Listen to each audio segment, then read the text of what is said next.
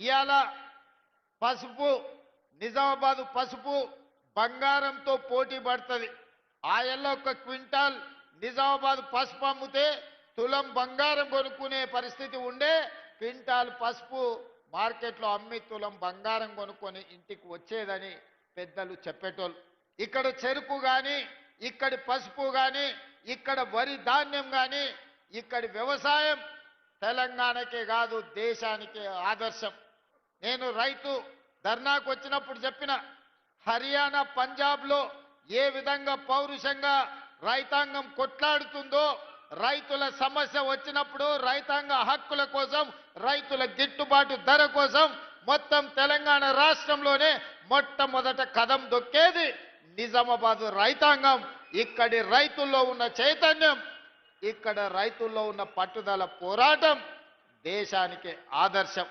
అందుకే ఈనాడు రైతాంగ పోరాట పటిమ ఉన్న, ఈ ప్రాంతంలో గొప్ప నాయకత్వం ఉన్న కాంగ్రెస్ పార్టీ ఈనాడు గెలవాల్సిన అవసరం ఉన్నది.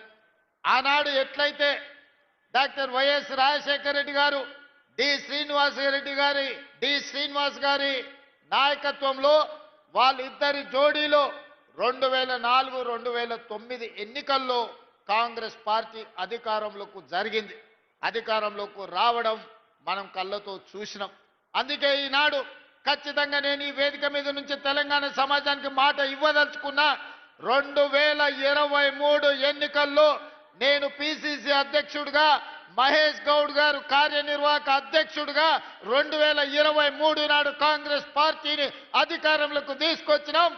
మళ్ళీ 2029లో మహేష్ గౌడ్ గారు పిసిసి అధ్యక్షుడిగా, నేను ముఖ్యమంత్రిగా, ఆనాడు డాక్టర్ వైఎస్ రాజశేఖర రెడ్డి, ధర్మపురి శ్రీనివాస్ గారు రెండవసారి ఏ విధంగా కాంగ్రెస్ను అధికారంలోకి తీసుకొచ్చిండ్రో మళ్ళీ తెలంగాణ రాష్ట్రంలో రెండవసారి అధికారంలోకి తీసుకొచ్చే బాధ్యత తీసుకుంటాం.